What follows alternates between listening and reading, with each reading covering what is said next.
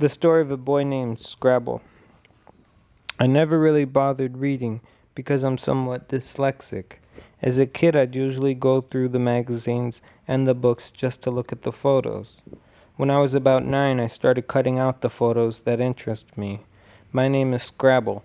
That's the name the old man that found me gave me. He tried to teach me how to read, but instead I'd be more interested in playing around the yard or placing photos up on the walls of where we lived. We live in the back of the dump.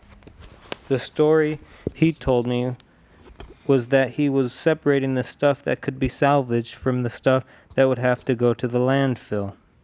He told me that he had seen something moving inside a beat up piece of luggage, and when he opened it up, I was in there with a huge smile, along with some pieces from a Scrabble board game.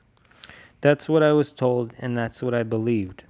I grew older and wiser, like he always said I would. Here's how he'd say it. Kid, it's like this.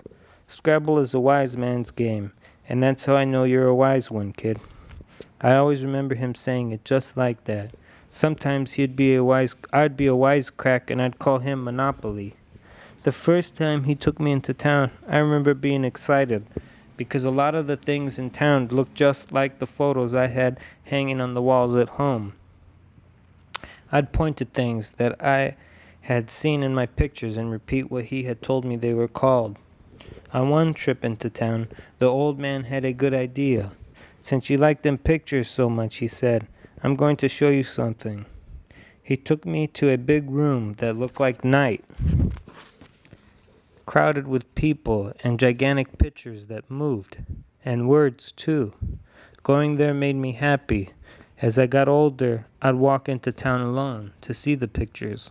One night when I returned home from the pictures, I told him that I didn't think he had found me a no beat-up piece of luggage.